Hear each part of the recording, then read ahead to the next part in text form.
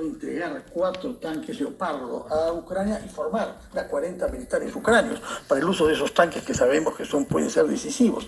Pero al mismo tiempo Pedro Sánchez insistió en la necesidad de seguir buscando una salida duradera y justa a esta situación militar y expresó confianza en que la iniciativa china pudiera contribuir.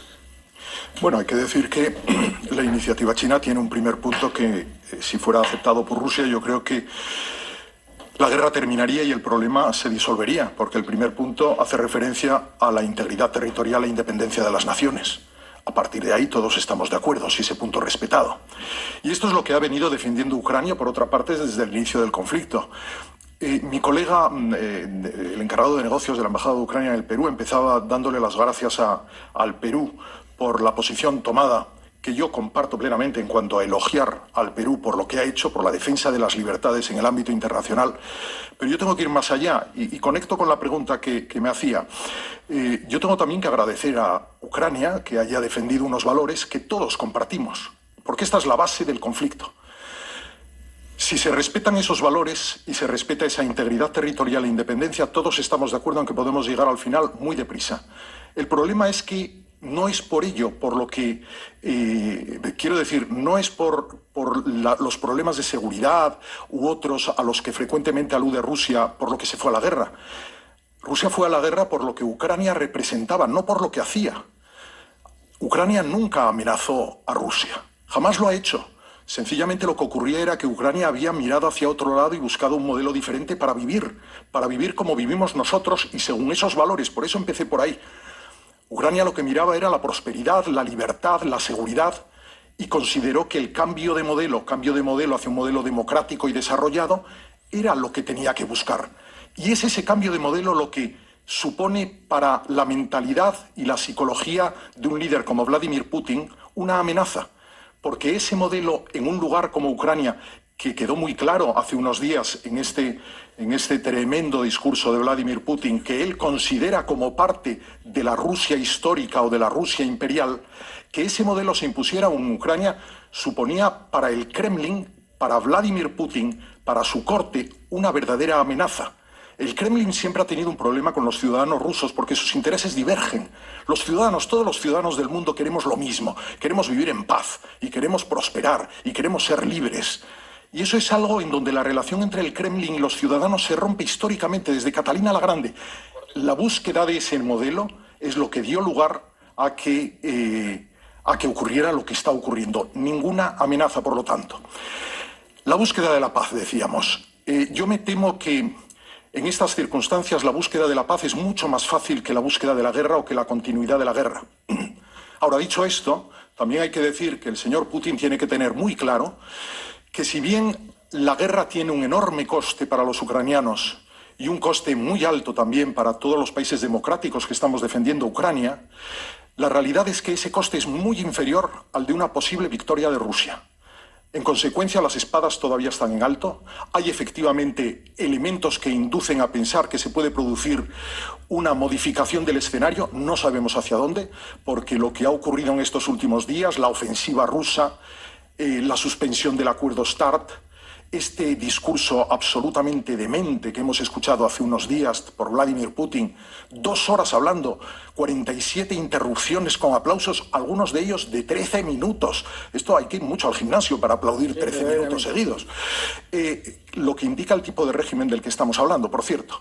Y la iniciativa china son elementos que empiezan a jugar en el escenario y que pueden modificarlo. ¿Hacia dónde? Ya lo veremos. De momento, si ese punto primero del plan chino, el respeto a la integridad territorial y la independencia, es acogido por Rusia, creo que no soy quien para hablar en nombre de los ucranianos porque son a los que tenemos que seguir, pero yo creo que el asunto se disolvería como un azucarillo. El gran reto está en cómo eso se condice con esa mentalidad y la descripción de un líder ruso que usted acaba de hacer. Pero vamos a continuar hablando de esas posibilidades inmediatamente después de la pausa. Son las 8:32.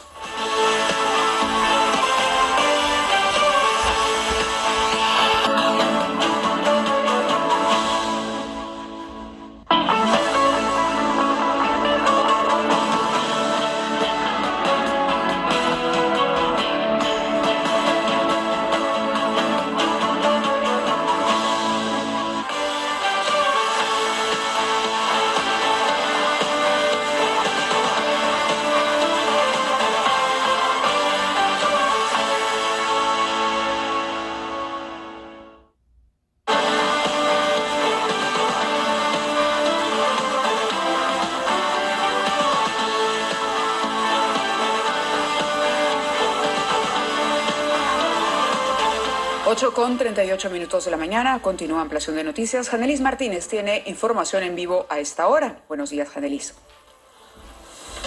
¿Cómo están, compañeros? Muy buenos días. El señor Yaborivsky y el otro del oeste de Europa, de España, el señor Alejandro Álvar González, embajador del Reino de España. Señor Yaborivsky, usted nos ha dicho que la paz podría conseguirse mañana si es que Rusia se decidiera a retirarse del territorio ocupado de su país en violación flagrante de las fronteras reconocidas internacionalmente. ¿Bajo qué condiciones cree usted realistamente que Rusia podría hacer eso? Lo que vemos y lo que decían mis superiores, presidente, que sí, continuamos luchando contra la agresión rusa. En estas condiciones, como todo el mundo ve atrocidades que han hecho y sigue haciendo Rusia, nosotros demostramos que no solamente podemos detener, pero también podemos incluso empujar atrás al ejército ruso. Todo el mundo está emocionado, inspirado con la valencia ucraniana que estamos demostrando, porque estamos defendiendo los valores democráticos, nuestra gente, nuestro territorio. Entonces, ahora necesitamos más armas para defender, artillería, tanques, ayuda económica, financiera, lo que están todo mundo libre, democrático, muchos países nos están apoyando en este. Entonces, nosotros estamos muy agradecidos y con este apoyo y viceversa, como digo, que nos ven que nosotros sí podemos resistir, combatir con eficiencia al ejército ruso, siguen apoyando a Ucrania. También últimamente, como ve cada día, vienen líderes europeos. Hace poco estaba el presidente Joe Biden en Ucrania, demostró su completo apoyo y todos estos países... Salvo respecto del pedido que han hecho para recibir aviones, ¿no? Salvo, pero... Los F-16. Pero antes también estaban con precaución viendo esta posibilidad de entregar tanques, otras cosas, pero ahora sí están y van a abastecer este armamento. Claro, el apoyo militar a Ucrania va a continuar en la medida de que otros países que defienden esos mismos valores sientan que esta agresión es injustificada por parte de Rusia. Pero aquí va el tema mucho más allá de la capacidad bélica de ambos países, va en la manera en que se conciben y precisamente los valores que se defienden. Putin defiende, digamos, lo que él considera es Rusia, ¿no? Y al territorio ucraniano como parte precisamente de este, vamos a denominarlo, imperio moderno soviético. Entonces, su mirada, y usted decía, embajador, acertadamente, que en su cabeza no cabe la posibilidad de una derrota para él, porque sería claudicar precisamente a eso. Él considera que si pierde Rusia la guerra, se acabaría la concepción que él tiene del mundo prácticamente. Entonces, ¿cómo hacer y qué papel juegan otras potencias que parece van a ser las que decidan al final la resolución de este conflicto? Hablemos de Estados Unidos, hablemos de China, hablemos incluso de España. La resolución de este conflicto depende fundamentalmente de los dos actores principales, de Rusia y de Ucrania. Y nosotros, todos aquellos que compartimos esos mismos valores, vamos a estar con Ucrania hasta el final, porque no se trata solo de defender a Ucrania, se trata de defender esos valores en un momento en el que la expansión de la autocracia ha puesto en duda, ha laminado aquella tesis del fin de la historia, que todos recordamos hoy. Antes decía que para nosotros el coste de la victoria de Putin sería superior al coste económico que estamos sufriendo en este momento. Pero hemos entrado en una fase de guerra de desgaste en este momento. Entonces, Putin tiene que empezar a pensar cuál es el coste para él y tiene que moverse en un equilibrio muy delicado y muy frágil. Él tiene que empezar a medir si la ecuación del desgaste económico, que es real y podríamos hablar de ello, más los 100 y pico mil muertos, más aquellos que vayan sumando todos los días y llegando en forma de ataúdes a las casas de sus familias, no va a poner su posición en mayor riesgo que la continuidad de la guerra buscando una victoria que le va a ser cada vez más costosa y cada vez más difícil. Una reacción desde la propia Rusia contra quien la gobierna. Ocurrir. Bueno, es una larga tradición rusa, desde, como decía antes Catalina la Grande, el aquí te pongo, aquí te quito, y hoy me levanto y mañana me acuesto, y me levanto contra ti y me acuesto a descansar para levantarme contra el siguiente. No creo que Putin esté muy tranquilo en este momento, y se ve en sus declaraciones, repito nuevamente, el discurso que lanzó hace un par de días es un ejemplo de demencia Convención bastante incluso señalado. al eventual uso de armas nucleares, ¿no? Convención al uso de armas nucleares, pero convenciones absurdas completamente, convenciones a la pedofilia como norma en Europa, decía, convenciones a la comunidad LGTBI, o sea, era algo, bueno, pues fuera de lo común y fuera del equilibrio y de la sensatez por completo, ¿no? Pero con eso él nuclea y reúne A eso toda nos referíamos, una corriente sí. de extrema derecha europea. una Él es la que la apoya, porque quienes apoyan a Putin fuera de Rusia son las extremas derechas. Bueno, eso es paradójico, efectivamente. Es paradójico que sea así, y así es. De todas maneras, el apoyo fuera de Rusia al señor Vladimir Putin es absolutamente marginal, gracias a Dios.